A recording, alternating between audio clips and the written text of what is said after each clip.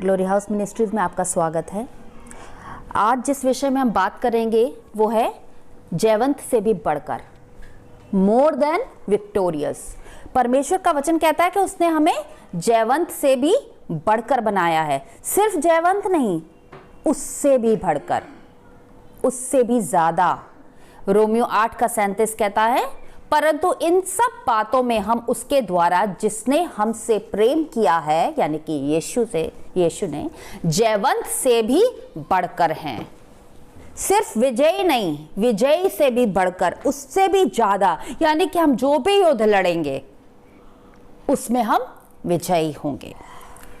तो मैं एक गवाही के साथ शुरू करूंगी कि तकरीबन हफ्ता पहले, पिछले संडे को इनफैक्ट मैं किसी होम चर्च में गई थी, किसी कलीसिया में, और वहाँ जाके जो मैंने देखा तो मुझे लगा वाकई अंत तो आ ही गया है। क्योंकि वहाँ चर्च में मैंने देखा कि दुष्ट आत्माग्रस्त लोग डिमोनिक लैंग्वेजेस बोल रहे हैं और वो लोग उन्हें अन्य भाषा समझ रहे हैं, क्योंकि वो कहते हैं मेरी अज्ञानता के कारण मेरी प्रजा नाश हो रही है। वाकई अज्ञानता के कारण लोग नाश हो रहे हैं। उनको समझ ही नहीं आ रहा कि वो जो लैंग्वेज बोल रही है वो अन्य भाषा नहीं, वो डिमोनिक है। और झूठी भविष्यवाणियां, झूठे भविष्यवक्ता, जो भविष्यवाणी अजीब से ढंग से हाथ पांव मोड़कर ऐंठ गई हैं उंगलियां और अजीब सी आवाजें निकाल के, बहुत ही अजीब से ढंग से, साफ देख के पता चल रहा था वो डिमोनिक है। मगर वहां के लोग वो ये समझ नहीं पा रहे। वहां के लोगों को लग रहा है ये प्रभु का आत्मा उतरा है और वही बात कर रहा है। और जो लोग ठीक हैं उनके ऊपर वो दुष्ट आत्माएं निकालने की प्रार्थनाएं कर रहे हैं, जिनको कुछ नहीं है।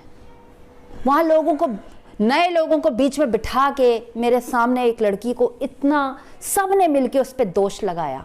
हम प्रार्थना में दोष नहीं लगाते, वो प्रार्थनाओं के नाम पर सब लोग उसको बीच में बिठाकर दोष लगा रहे थे, ये ऐसी है, ये वैसी है, इसने ऐसे कर दिया, इसने वैसे कर दिया। और वो लड़की रो रही है। वो फर्स्ट टाइम आई थी, उसको जबरदस्ती वहां लेकर आए थे। उसको वीडियोस दिखा रहे हैं दुष्ट आत्माएं निकालने की और कह रहे हैं ऐसे तेरे अंदर से हम दुष्ट आत्माएं निकालेंगे। और दुख की बात यह है कि सिर्फ कलीसिया ही ऐसा नहीं कर रही, पास्टर भी ऐसा ही कर रहा है। जब उनको मैंने कन्फ्रंट किया कि आप ऐसे दोष नहीं लगा सकते, तो बोला हम तो आत्मा से भर के हैं, आत्मा करवा रही है। कहाँ बाइबल में लिखा है कि आत्मा दोष लगाती है? परमेश्वर का आत्मा हम पर दोष नहीं लगाता, वो हमें करेक्ट करता है। वो हमें ये नहीं कहता कि तू चोर है, वो हमें कहता है बेटा चोरी ना करना। दोष नहीं लगाता। पर वहां कभी कलीसियाओं पर दोष लग रहा है, पास्टर्स पर दोष लग रहा है, लोगों पर दोष लग रहा है, सब पर बस दोष लगाने का काम हो रहा था और कोई प्रभु का प्रेजेंस नहीं था वहां। परमेश्वर ने मेरे आत्मा में डाला कि कुछ नहीं कर, ये लड़की रो रही है क्योंकि इस पे दोष लगाया जा रहा है, तू सिर्फ इससे मेरा प्रेम दिखा, तू सिर्फ इसको मेरा प्रेम दिखा, इसको प्रेम की जरूरत है और कुछ भी नहीं। वो लड़की ने मुझे कहा कि ये देखो ये दोष लगा रहे हैं, मैं क्यों यीशु का नाम लूं? जाओ मैं नहीं लेती, निकलवा लो, मेरे मुंह से निकलवाना है तो। इसलिए नहीं उसने कहा कि उसके अंदर दुष्ट आत्मा थी, इसलिए कहा क्योंकि उसने मसीही लोगों को दोष लगाते देखा। कहती है आप ही के तो लोग हैं जो कर रहे हैं। मैंने कहा माफ करना बहन, ये मेरे लोग नहीं है, मैं पहली बार आई हूँ। कहती है तो आप ही के मसीही भाई बहन ना, ये ऐसे हैं। और उस दिन मेरे को लगा कि मैं उसके पैर छू के माफी मांगू सारे मसीही भाई बहनों की तरफ से कि उन्होंने जो उसके साथ गलत व्यवहार किया। मैंने उसे समझाया बेटा सारी दुनिया एक जैसी नहीं होती, अनजान है, इन्हें अनजान समझ के माफ कर, क्षमा कर। ये नहीं जानते कि ये जो हरकत कर रहे हैं वो क्या है, ये समझ नहीं पा रहे हैं। पर परमेश्वर ऐसा नहीं है। इंसान गलत हो सकता है, मनुष्य गलती कर सकता है, पर यीशु ऐसा नहीं है। यीशु तुझे बहुत प्यार करता है और उसने यीशु के प्यार को महसूस किया। बट जब मैं वहां से आई तो शैतान बौखला गया, क्योंकि अब मैं सच जान गई थी उस चर्च का और मैं उनको बताने की कोशिश कर रही थी। ऊपर से हम प्रार्थनाएं कर रहे थे कि परमेश्वर उनके ज्ञान और बुद्धि दे कि वो सच को देख पाएं, समझ पाएं और दुष्ट की शक्तियां और दुष्ट के लोग जो वहाँ तैनात किए गए हैं वो वहाँ से दूर हों। तो शैतान उस कलीसिया से बहुत खुश है, परमेश्वर खुश नहीं है। उस कलीसिया से कौन खुश है? शैतान। और शैतान नहीं चाहता कि उसके लिए प्रार्थना की जाए। उस दिन से हर रोज जब सोती थी सपने में लूसीफर आ जाता था। कभी वो खुद आता था, कभी वो किसी को साथ लेके आता था, और वो हर कोशिश उसने मुमकिन की कि वो सपने में मुझे व्यभिचार में डाल दे, मेरे साथ गलत हरकत करे, पर वो सक्सेसफुल नहीं हुआ, कामयाब नहीं हुआ। जब दिन में सोऊं तो दिन में, दोपहर में सोऊं दोपहर में, रात में सोऊं तो रात में आ जाता था। फिर उसने अगली चाल चली, उसने जबरदस्ती की कोशिश की, वो उसमें भी कामयाब नहीं हुआ। और वो आया कैसे? एक चमकीला स्वर्गदूत बनकर, के धोखा देने के लिए, कि आपको लगे कि परमेश्वर का स्वर्गदूत आया है, पर परमेश्वर की आत्मा ने कहा ये स्वर्गदूत नहीं है, शैतान है, ये संभल जा। और परमेश्वर के स्वर्गदूत ने आके तब मुझे उस सिचुएशन से बचा लिया। रोज सपने आ रहे थे, फिर सपने में आए कि वो यहां पे भी सक्सेसफुल नहीं हुआ, तो वो एक पास्टर बन के आया, पास्टर के रूप में आके मुझे फुसला रहा है, बहला रहा है कि तेरे को ये उल्टे सीधे सपने आ रहे हैं ना, क्योंकि तेरे को जरूरत है कि तू गलत रिश्ता बना अपने शादी से बाहर, तो तू ठीक हो जाएगी। मैंने कहा ये बेकार की बातें मत करिए, तो शैतान है, परमेश्वर के दूत ऐसी बातें नहीं करते। वो वहां भी नाकामयाब रहा, तो उसने अगली चाल चली, मेरे और मेरे पति के बीच झगड़ा करा के। पूरा दिन बिना बात के ये नाराज रहे, बिना बात के झगड़ा। और परमेश्वर का धन्यवाद करती हूँ, उसने सपने में मुझे दिखाया कि ये अगली चाल जो है ये तेरे साथ झगड़े की है, क्योंकि ये व्यभिचार में तुझे नहीं डाल पा रहा, अब इसको तुझे पाप में डालना है तो झगड़े के थ्रू करेगा। वो समझ आ गई। मैंने अपने पति से बात की कि हमें झगड़ा नहीं करना, शैतान हमको जानबूझ के मन मिटाव करा रहा है। अगली चाल शैतान ने फिर क्या चली, सपने में ही आके मेरे मन में मेरे पति के विरोध में बातें करनी शुरू की। वो वहां पे भी सक्सेसफुल नहीं हुआ, बल्कि उस सपने में परमेश्वर ने मुझे भविष्यवाणी कुछ दिखाई कि कैसे लोग, बहुत सारे चील हैं और बहुत सारी मधुमक्खियां, लोग मधुमक्खियों का शहद निकाल के इकट्ठा कर रहे हैं, यानी कि धन संपत्ति, मुनाफा। और चील हैं वहां, बहुत सारे बाज हैं। बाज जो होते हैं, ईगल्स, ये प्रॉफिटिक अनॉइंटिंग का सिंबल होते हैं, ये भविष्यवाणी की अभिषेक का चिन्ह होते हैं।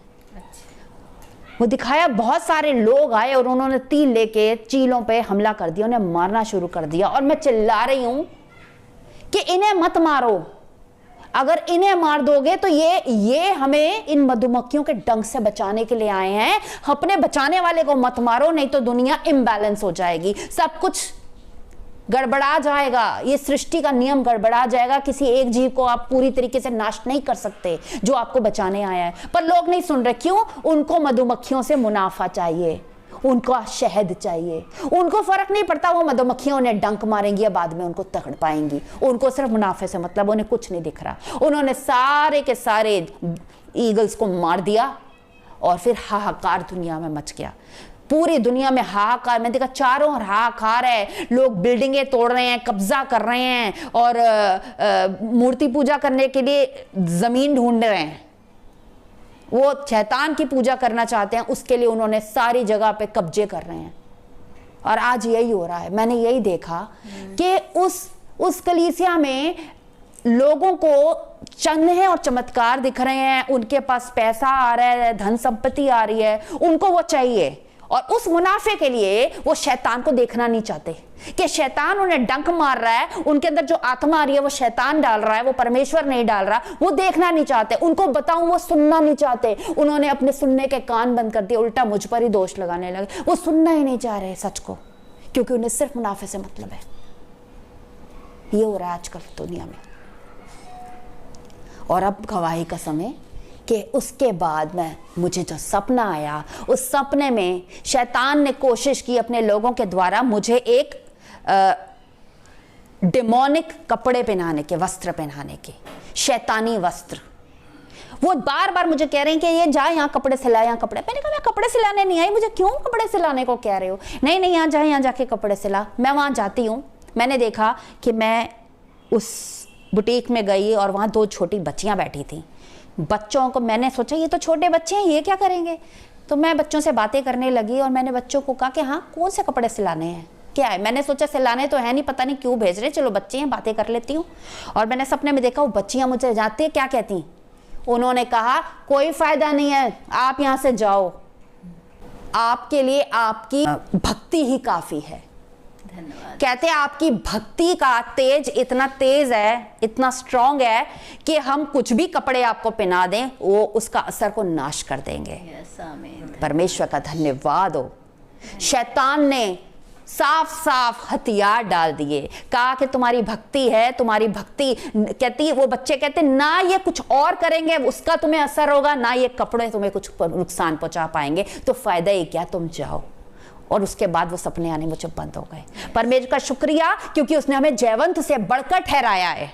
वो भक्ति का तेज क्या है, वो महिमा के वो वस्त्र हैं जो यीशु ने हमें पहनाए हैं, वो ग्लोरियस गारमेंट्स, एक कपड़े हमने पहने हैं ना, वो कपड़े हम नहीं देख पाते कि हमने वो महिमा के वस्त्र पहने हैं, पर शैतान को वो दिखाई देते हैं। वो मेरे वस्त्रों को उतार नहीं सकता था, वो कोशिश कर रहा था कि वो अपने डिमोनिक वस्त्र मेरे पे डाल दे, पर उसने क्या कहा कि तुम्हारे जो ये वस्त्र हैं, महिमा का तेज मतलब तुम्हारे ये ग्लोरियस गारमेंट्स, ये इतने तेज हैं इसके अंदर कि ये मेरे वस्त्रों को खराब ही कर देंगे, कोई फायदा ही नहीं होगा तुम पर।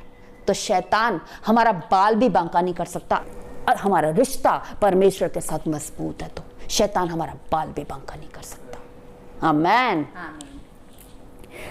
आगे वचन में जाएंगे कि परमेश्वर ने हमें जयवंत से बढ़कर बनाया है, जयवंत से बढ़कर। आमेन। और कितनी खुशी की बात है कि हमारे लिए युद्ध हमारा परमेश्वर लड़ता है, वो हमारे साथ खड़ा है तो हमें कोई हानि नहीं हो सकती।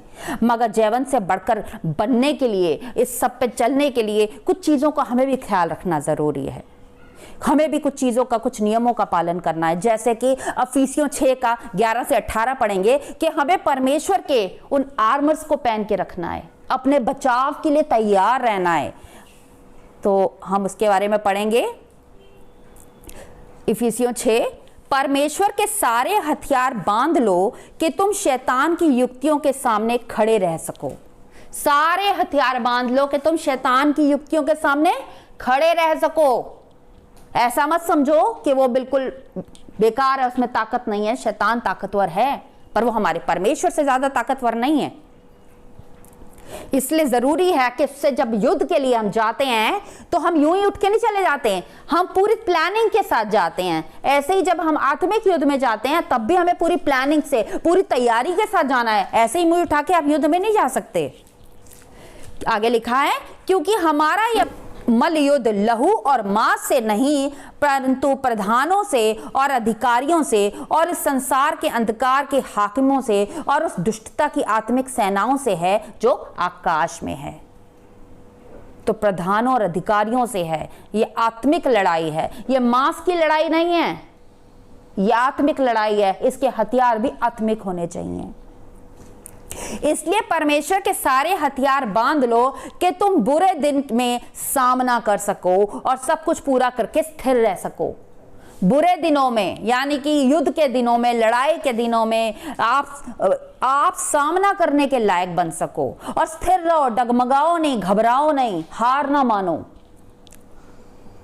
इसलिए सत्य से अपनी कमर कसकर और धार्मिकता की झीलम पहनकर और पांव में मेल के सुसमाचार की तैयारी के जूते पहनकर और इन सब के साथ विश्वास की ढाल लेकर स्थिर रहो, जिससे तुम उस दुष्ट के सब जलते हुए तीरों को बुझा सको। कैसे? सत्य से कमर कसकर। मार्ग, सत्य और जीवन यीशु है, तो यीशु होना चाहिए आपके जीवन में। सत्यता होनी चाहिए, झूठ पे आपके जीवन कायम नहीं होना चाहिए। धार्मिकता, राइचियसनेस, यीशु के द्वारा हम धार्मिक हैं। हमारी राइचियसनेस, हमारी धार्मिकता यीशु से है, मगर हमें धार्मिकता के जीवन को भी जीना है। हम पाप में जीवन को जी नहीं सकते। तो शैतान ने क्या कोशिश की थी? धार्मिकता को छीनने की। उसने क्या कोशिश की? व्यभिचार और पाप में मुझे डालने की। तो हमारी धार्मिकता ये एक झीलम है जो हमें बचाती है, ये हमारा एक कवच है। पांव में मेल के सुसमाचार की तैयारी के जूते पहनकर, मतलब कि सुसमाचार, आप में भी उद्धार मिलना चाहिए और आप दूसरों को भी उद्धार के लिए बताओ। हमारे हमारे पैर लोगों को वचन बांटने के लिए जाएं, चाहे गवाही देने जाएं या किसी लिए पर्पस से, मगर किसी के उद्धार के लिए हम कुछ कोशिश करें। और इसके साथ विश्वास की ढाल लेकर, विश्वास नहीं है तो सब कुछ भी नहीं है। आप आत्मिक युद्ध कैसे लड़ोगे अगर आपको भरोसा ही नहीं है कि परमेश्वर आपके साथ और आप उसको युद्ध में जिताएगा आपको, तो आप युद्ध कैसे लड़ोगे? और इन सब के साथ विश्वास की ढाल लेकर स्थिर रहो, जिससे तुम उस दुष्ट के जलते हुए तीरों को बुझा सको। और उद्धार का टोप, उद्धार है आपके पास, तभी तो आत्मिक युद्ध लड़ने जा रहे हो, वरना शैतान की टीम के हो गए ना आप तो। अगर उद्धार ही नहीं है आपके पास तो उद्धार होना बहुत जरूरी है। और आत्मा की तलवार, वचन की तलवार, आत्मा की तलवार जो परमेश्वर का वचन है। अगर आपको वचन ही नहीं पता, आपके पास तलवार ही नहीं है युद्ध में, तो आप अपने आप को कब तक बचा सकोगे? आप सिर्फ डिफेंसिव नहीं खेल सकते, आपको ऑफेंसिव भी होना है, आपको वार भी करना है।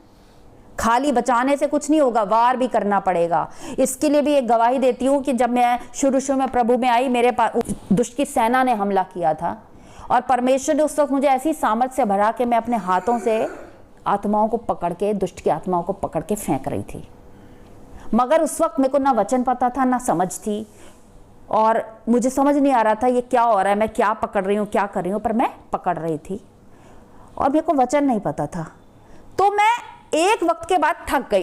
ऐसा नहीं था कि मैं थक गई, मैंने सोचा मैं कब तक ये करती रहूंगी, और मैंने गलती से दुष्ट की शक्तियों को अपने जीवन में इनवाइट कर लिया, बुला लिया, और उससे क्या हुआ, मेरे अंदर घुस गई वो।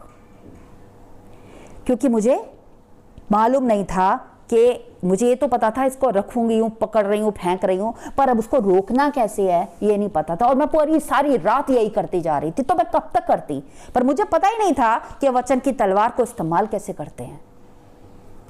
तो वचन की तलवार होनी भी जरूरी है, वचन का नॉलेज होना भी आपको बहुत जरूरी है। लिखा है कि और हर प्रकार से आत्मा में प्रार्थना और विनती करते रहो, और इसीलिए जागते रहो कि सब पवित्र लोगों के लिए लगातार विनती किया करो। क्या? हर समय, हर प्रकार से आत्मा में तुम्हारी प्रार्थना चलती रहे और जागते रहो। क्यों जागते रहो? ताकि बाकी पवित्र लोगों के लिए, बाकी मसीह भाई बहनों के लिए भी प्रार्थना करो। हर एक को प्रार्थना, कोई तुम्हारे लिए प्रार्थना करे, आप किसी के लिए प्रार्थना करो। प्रार्थना की जरूरत हर किसी को है, चाहे वो पास्टर है, एवेंजलिस्ट है, प्रॉफिट है, या वो कलीसिया में आने वाला कोई मेंबर है। प्रार्थना की जरूरत तो हर किसी को होती है, कोई भी ऐसा नहीं जिसे प्रार्थना नहीं चाहिए। सब एक दूसरे के लिए प्रार्थना करो। आगे देखेंगे लूका 18 का 1, जागते रहो और प्रार्थना करते रहो। हमारे पास आत्मिक हथियार के साथ प्रार्थना का जीवन भी उतना ही जरूरी है। हमारा प्रार्थना का जीवन भी मजबूत होना चाहिए। लूका 18 का 1 कहता है, फिर उसने इसके विषय में कि नित्य प्रार्थना करना और हियाव ना छोड़ना चाहिए। हम नित्य प्रार्थना करते रहें और हियाव ना छोड़ें। हम ये हार ना मान जाए। इस विषय में यहाँ पर जो लूका 18 में है, यीशु ने एक दृष्टांत, एक स्टोरी सुनाई थी और बताया था कि कैसे बार बार एक विधवा, बार बार एक औरत कहती रही न्यायी को कि मेरा न्याय कर, मेरा न्याय कर, मेरा न्याय कर, और तंग आके उसने उसका न्याय कर दिया। तो जब बुरा आदमी तंग आके न्याय कर सकता है तो परमेश्वर आपका न्याय नहीं करेगा। पर आप हियाव ना छोड़ो। आपको लग रहा है प्रार्थना कर रहा हूं, उत्तर नहीं आ रहा, उत्तर नहीं आ रहा, उत्तर नहीं आ रहा, कोई बात नहीं, आप प्रार्थना करते रहो। आप कंटिन्यूअसली प्रार्थना करते रहो। आज नहीं तो कल उत्तर आएगा। परमेश्वर अपने समय में आपकी प्रार्थनाओं का उत्तर देगा। आप डिसहार्टन ना हो, निराश ना हो कि क्यों प्रार्थना का उत्तर नहीं आ रहा। कोई वजह होगी उस वक्त नहीं आ रहा, हो सकता है परमेश्वर का अपना समय है, जिस समय में उसने उत्तर देना वो उसी समय में देगा, क्योंकि उसको पता आपको पहले उत्तर मिल जाएगा तो आप पहले एक्शन ले लोगे। कई बार होता है कि आपको वो जो काम परमेश्वर चाहता है आप करो, वो 6 महीने बाद करना है, पर अगर 6 महीने पहले परमेश्वर आपको बता दे, आप पहले ही शुरू हो जाओगे करना, तो बेहतर आपको 6 महीने बाद ही पता चले, ताकि आप गलती ना करो और हड़बड़ी ना करो। क्योंकि जल्दबाजी में कई बार हम गलती कर जाते हैं। यीशु ने लोगों से क्या कहा यूहन्ना 8 के 12 में, यूहन्ना 8 का 12, रोशनी में चलना भी जरूरी है। जगत की ज्योति मैं हूं और जो मेरे पीछे हो लेगा वह अंधकार में ना चलेगा परंतु जीवन की ज्योति पाएगा। तो हमें अगर इस युद्ध में लड़ना है तो जरूरी है हम अंधकार में नहीं, हम ज्योति में चलें और यीशु हमारी ज्योति है। हम अंधकार में होके नहीं चल सकते। वचन कहता है जो रोशनी का ज्ञान पाकर भी अंधकार में चलता है फिर वो रोशनी के संतान नहीं है। अगर आप रोशनी की संतान हो आप रोशनी में चलोगे, आप गलत बातों में, व्यभिचार में, बुराइयों में नहीं चलोगे, आप रोशनी में ही चलोगे और यीशु के नक्शे कदम पे चलोगे क्योंकि वही रोशनी है हमारी। और उसके नक्शे कदम पे चलने वाले गलत बातों में नहीं पड़ते।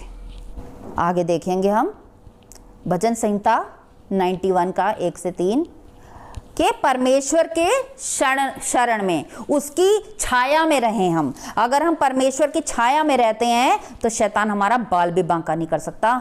जो परम प्रधान के छाए हुए स्थान में बैठा रहे वह सर्वशक्तिमान की छाया में ठिकाना पाएगा। मैं यहोवा के विषय कहूंगा, वह मेरा शरण स्थान और गढ़ है, वह मेरा परमेश्वर है, मैं उस पर भरोसा रखूंगा। वह तुझे बहेलिए के जाल से और महामारी से बचाएगा। किससे? बहेलिए के जाल से, शैतान के जाल से बचाएगा। कैसे? जब हम उसके शरण में रहते हैं तो वो हमें शैतान के जाल से बचाता है। वह तुझे अपने पंखों की आड़ में ले लेगा और तू उसके पैरों के नीचे शरण पाएगा। उसकी सच्चाई तेरे लिए ढाल और झीलम ठहरेगी। तू न रात के भय से डरेगा और न उस तीर से जो दिन को उजाड़ता है, न उस मरी से जो अंधेरे में फैलती है और न उस महारोग से जो दिन दोपहरी में उजाड़ता है। तेरे निकट 1000 और तेरे दाहिनी ओर 10,000 गिरेंगे। कौन? दुष्ट की आत्माएं, दुष्ट की शक्तियां। तेरे निकट 1000, तेरी दाहिनी ओर 10,000 गिरेंगे पर वह तेरे पास ना आएगा। परंतु तू अपनी आंखों से दृष्टि करेगा और दुष्टों के अंत को देखेगा। आमेन। हे यहोवा, तू मेरा शरण स्थान ठहरा है। तूने जो परम प्रधान को अपना धाम मान लिया है, इसीलिए कोई विपत्ति तुझ पर ना पड़ेगी, ना कोई दुख तेरे निकट डेरे के निकट आएगा। क्योंकि वह अपने दूतों को तेरे निमित्त आज्ञा देगा कि जहां कहीं तू जाए वह तेरी रक्षा करे। आमेन। वह तुझको हाथों हाथ उठा लेंगे, ऐसा ना हो कि तेरे पांव में पत्थर से ठेस लगे। तुझे ठोकर तक लगने से परमेश्वर बचाएगा। तू सिंह और नाग को कुचलेगा, तू जवान सिंह और अजगर को लताड़ेगा। उसने जो मुझसे स्नेह किया है इसलिए मैं उसको छुड़ाऊंगा। मैं उसको ऊंचे स्थान पर रखूंगा क्योंकि उसने मेरे नाम को जान लिया। अगर आप परमेश्वर के से प्रेम करते हो, उसके नाम को जान लेते हो, वचन कहता है कि मैं तुझे इसलिए छुड़ाऊंगा क्योंकि तू मुझसे स्नेह रखता है। जब वह मुझको पुकारे तब मैं उसकी सुनूंगा। संकट में मैं उसके संग रहूंगा। मैं उसको बचाकर उसकी महिमा बढ़ाऊंगा।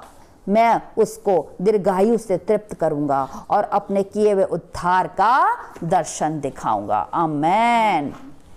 परमेश्वर के शरण में रहने का ये फायदा है कि परमेश्वर आपकी रक्षा करता है। वो आपको हर मुसीबत से, जो मुसीबत आपको नहीं भी दिख रही उससे भी बचाता है। आपकी चाहे वो संसारिक मुसीबत हो या आत्मिक युद्ध, परमेश्वर हर युद्ध में आपको विजयी ठहराएगा। आगे देखेंगे कि इस युद्ध के लिए हमें एक चीज के लिए और तैयार रहना है, वो है शैतान बार बार हमको टेम्पटेशन में डालेगा, लालच में डालेगा ताकि वो हमें हमारे पथ से गिरा सके। तो हमें शैतान की उन चालों को भी नाकामयाब करना है। हमें उसके टेम्पटेशन में नहीं आना। वचन पढ़ेंगे 1 पतरस 5 का 8 से 9। सचेत रहो और जागते रहो क्योंकि तुम्हारा विरोधी शैतान गर्जने वाला सिंह के समान इस खोज में रहता है कि किसको फाड़ खाए। विश्वास में दृढ़ होकर और यह जानकर उसका सामना करो कि तुम्हारे भाई जो संसार में है ऐसा ही दुख सह रहे हैं। आमेन। वो खोज में रहता है कि किस तरह फाड़ खाए हमको। हमें अलर्ट रहना है। हमें उसकी बातों में नहीं आना, उसके टेम्पटेशन में नहीं आना। क्योंकि अगर हम उसके टेम्पटेशन में आ गए, परीक्षा में आ गए, फेल हो गए, तो उसको मौका मिल जाता है, वो द्वार खुल जाता है कि शैतान आप पे हमला कर सके। उसको कोई द्वार नहीं देना हमला का। वो आपको अब मेरे सपने में क्या था, यही था ना कि वो मुझे टेम्पटेशन में डाल रहा था। व्यभिचार, शारीरिक व्यभिचार एक ऐसी चीज है जो बड़ा एक नाजुक होता है। परमेश्वर के दासों को इस चीज में गिराने के लिए शैतान व्याकुल रहता है, क्योंकि उसको पता है ये बहुत एक नाजुक सी चीज है। तो जरूरी है कि हम अलर्ट रहें। शैतान हमें भरमाएगा। यीशु तक को उसने टेम्पटेशन में डाला था कि भाई तू चबूतरे से कूद जा, तू ये रोटी, पत्थर को रोटी बना दे। टेम्पटेशन जब यीशु के सामने आई थी तो क्या हमारे सामने नहीं आएगी? हमारे सामने भी आएगी। तो हमें तैयार रहना है और अलर्ट रहना है। इस सब के साथ हमें एक्शन लेना भी जरूरी है। यूहन्ना 5:5 और 8 और 9। वहाँ एक मनुष्य था जो 38 वर्ष से बीमारी में पड़ा था। तो इसमें एक कहानी है एक 38 वर्ष के रोगी की, जो 38 वर्ष से वहाँ पड़ा था बीमारी में। यीशु ने उससे क्या कहा? उठ, अपनी खाट उठा और चल फिर। वह मनुष्य तुरंत चंगा हो गया और अपनी खाट उठाकर चलने फिरने लगा। क्यों चलने फिरने लगा? क्योंकि उसने कदम उठाया। जब यीशु ने कहा उठ और चल, उसने ये नहीं सोचा हाय मैं कैसे उठूंगा, मैं कैसे चलूंगा। उसने कदम उठाया, उसने एक्शन करके दिखाया। वो उठा और उसने खाट उठा ली। अगर वो नहीं उठता वो नहीं चल पाता। यीशु के कहने पे भी नहीं चलता। क्यों? क्योंकि भरोसा ही नहीं था। अगर यीशु ने कहा उठ और चल, तो उठना और चलना पड़ेगा ना आपको। अगर यीशु परमेश्वर आपसे कुछ काम करने को कह रहा है, आपको करना पड़ेगा। अब परमेश्वर ने आत्मा में डाला उन लोगों के लिए प्रार्थना करने को, तो हमने की प्रार्थना। चाहे शैतान ने हमें कितना डराया, कितना भरमाया, पर एंड में क्या हुआ? विजयी हमारी हुई ना। शैतान ने अपने हथियार डाल दिए। तो हमें एक्शन लेना है। अगर परमेश्वर हमसे कुछ करने को कहता है, कुछ आत्मा में डालता है, हमें घबराना नहीं है ये सोच के कि हाय ये तो मेरे बस का नहीं है, मैं कैसे करूंगी, कैसे करूंगा, हाय मैं क्या करूं, मेरे पास तो पैसे नहीं है, हाय मेरे में तो ताकत नहीं है, हाय ये बोलना कैसे है, मेरी तो जुबानी अच्छी नहीं है, अरे वो मेरी सुनेगा नहीं। आप अपना काम कर दो, कुछ सुनेगा या नहीं सुनेगा। अगर परमेश्वर आपसे कुछ करने को कहता है तो उसमें कोई इफ्स और बट्स नहीं होते, किंतु परंतु नहीं होते। आपको बस करना होता है। आप विश्वास करो, जब परमेश्वर कह रहा है करने को तो वो जरिया भी बनाएगा, रास्ता भी निकालेगा, वो सब कुछ करेगा। और आखिरी में हम जाएंगे फिलिपियों 4:13 में जाएंगे हम। जो मुझे सामर्थ देता है उसमें मैं सब कुछ कर सकता हूं। हमें वचन को क्लेम करते रहना है। हमारा मन व्याकुल होगा, हमें लगेगा नहीं मैं कुछ नहीं कर पाऊंगा, तो अपने आप को ध्यान बांधनी है कि हाँ वचन कहता है जो मुझे सामर्थ देता है उसमें मैं सब कुछ कर सकता हूं। तो इसका मतलब मैं कर सकता हूं। जब वचन में लिखा कर सकता हूं तो कर सकता हूं, फिर कोई किंतु परंतु नहीं है। तो उस वचनों को क्लेम करो। जो हालात और सिचुएशन में है, आप उस वक्त उस हालात से मिलते जुलते वचन निकालो और वचनों को अपने जीवन पे क्लेम करो। जब आप वचनों को क्लेम करोगे ना, आपका विश्वास बढ़ेगा, आपको सामर्थ मिलेगी, आपको भरोसा, उम्मीद मिलेगी। बहुत बार हम हालात से इतने मजबूर हो जाते हैं, हम डगमगाने लगते हैं, हम उम्मीद खोने लगते हैं। पर जब हम वचनों को पढ़ेंगे और क्लेम करेंगे अपने लिए, वचन तभी आपके लिए काम करेगा ना, तभी वो आपके लिए जीवित होगा। जब उससे मुंह से बोलकर अंगीकार करोगे, क्लेम करोगे, मुंह से अंगीकार करोगे और मान लोगे वो सच है, तभी वो होगा, आपके लिए काम करेगा। 2 कुरिन्थियों 10:4 कहता है क्योंकि हमारी लड़ाई के हथियार शारीरिक नहीं पर गढ़ों को ढा देने के लिए परमेश्वर के द्वारा सामर्थी हैं। गढ़ों को, किसके गढ़ों को? शैतान के गढ़ों को ढा देने के लिए। हमारे ये हथियार जो हैं, आत्मिक हथियार, ये हमें लेकर चलने हैं साथ। ये शैतानों के गढ़ों को ढा देने के सामर्थ है। और जब वो हथियार हम बांध के चलते हैं तो हम में वो सामर्थ है परमेश्वर के द्वारा कि हम शैतानों के गढ़ों को ढा दें। और इतनी सामर्थ है इसमें कि 2 कुरिन्थियों को आगे पढ़ेंगे हम। इसलिए हम कल्पनाओं का और हर एक ऊंची बात का जो परमेश्वर की पहचान के विरोध में उठती है खंडन करते हैं और हर एक भावना को कैद करके मसीह का आज्ञाकारी बना देते हैं। भावना को कैद करके, कल्पनाओं को, यानी कि अपनी सोच और विचार में भी पाप आ रहे हैं, हम उससे भी कैद कर सकते हैं। हमारे ड्रीम खराब आ रहे हैं, हम उसके लिए भी प्रार्थना कर सकते हैं। हमें बुरे बुरे बातें याद आ रही हैं या गलत विचार आ रहे हैं, हम अपने विचारों के लिए भी प्रार्थना करें। और वो वचन और प्रार्थना इतनी सामर्थी हैं कि हमें उनसे भी बचाना जानती है। और एक चीज़ है जो और बहुत ज़रूरी है इस आत्मिक युद्ध में, वो है क्षमा करना। क्योंकि 2 कुरिन्थियों 2:10-11 कहता है, जिसका तुम कुछ क्षमा करते हो उसे मैं भी क्षमा करता हूँ। तुम जिसके है ना कि जिसके जब तुम दूसरों के अपराध क्षमा करोगे तो तुम पर स्वर्गीय पिता भी तुम्हारे अपराध क्षमा कर देगा। कि जिसके तुम रख छोड़ोगे तुम्हारे भी रख छोड़े जाएंगे। क्यों?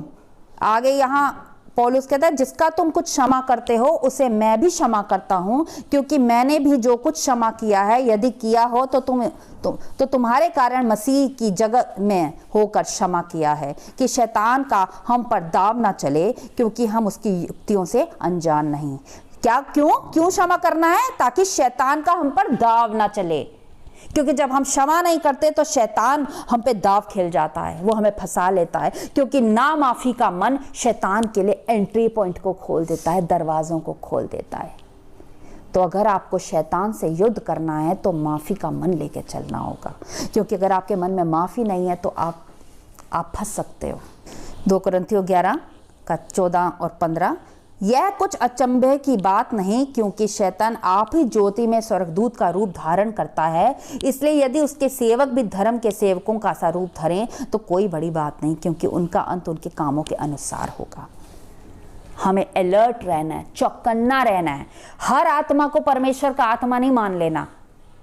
यहाँ लिखा है कि जब शैतान चमकदार स्वर्गदूत बन के भेष धर के आ सकता है तो परमेश्वर के दास भी आपको बाइबल हाथ में पकड़ के मन में कपट लेके नजर आ सकते हैं।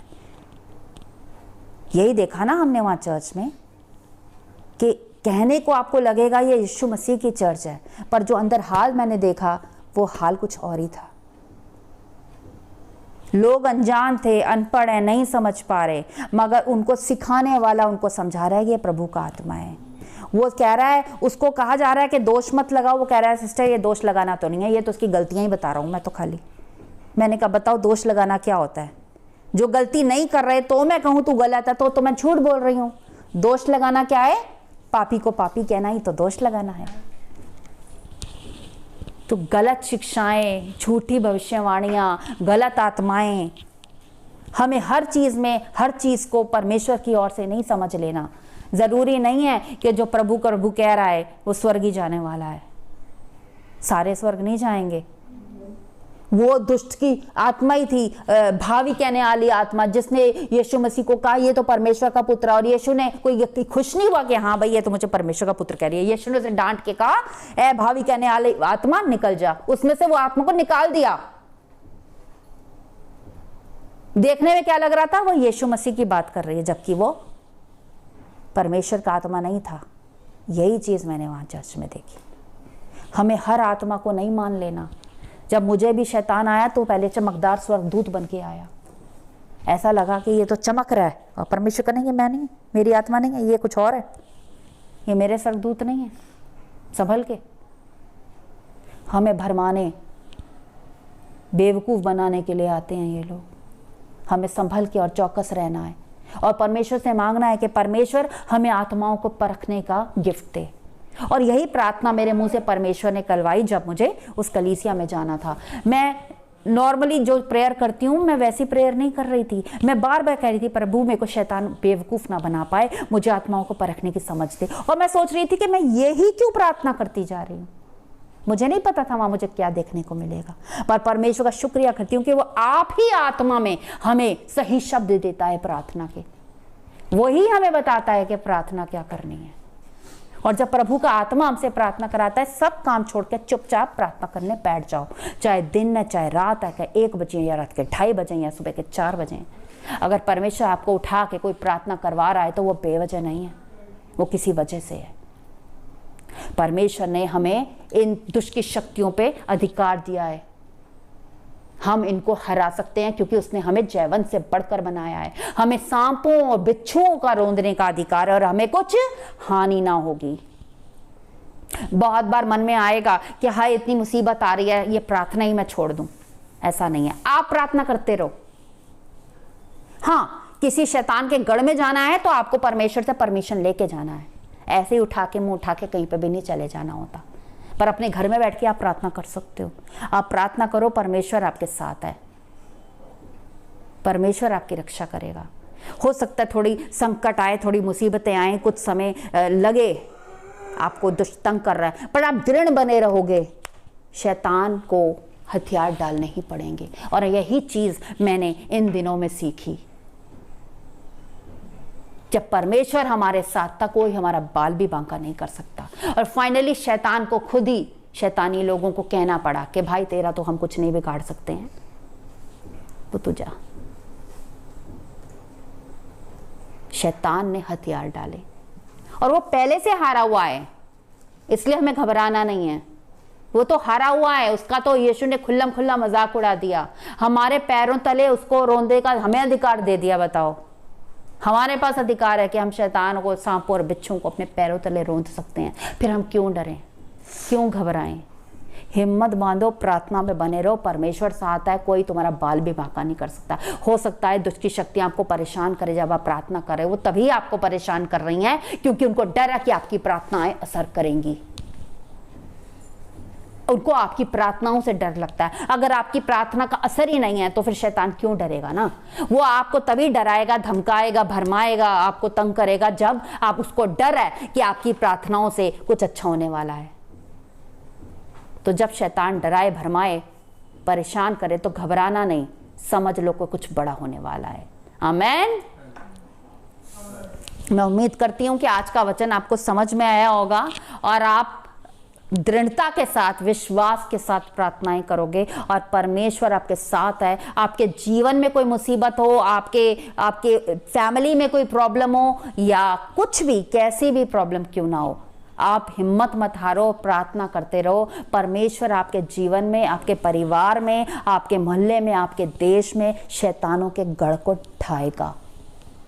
हमारी प्रार्थना सुनी जाती है, हर एक प्रार्थना। तो हिम्मत मत हारो, प्रार्थना में बने रहो, दृढ़ बने रहो, परमेश्वर आपके साथ है और एक दूसरे के लिए प्रार्थना करते रहो, ताकि जो प्रार्थना कर रहा है, उसको प्रॉब्लम हो रही है, शैतान तंग कर रहा है, आप सब मिलके उसके लिए प्रार्थना करो। सबकी प्रार्थना, एक दूसरे की। कल आपको जरूरत है, कोई आपके लिए प्रार्थना कर रहा है, आज किसी को जरूरत है, आप तो उसके लिए प्रार्थना करो। जब हम एक दूसरे के लिए प्रार्थना करेंगे तब हम एक दूसरे के लिए प्रेम को दिखाते हैं, और जहां प्रेम है वहां परमेश्वर है, क्योंकि परमेश्वर ही प्रेम है। आमेन। Thank you Jesus. धन्यवाद प्रभु सुंदर वचनों के लिए पिता परमेश्वर।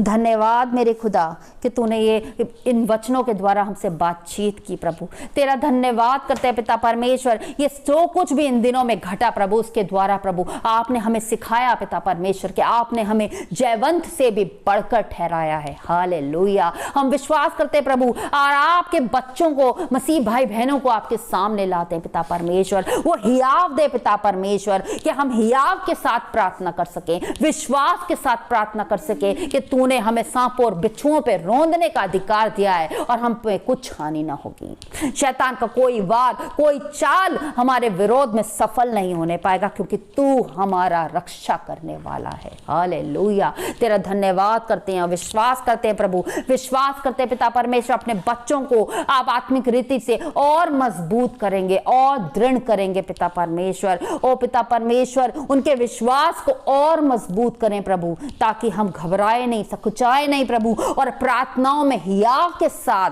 तेरे सामने आ सके प्रभु।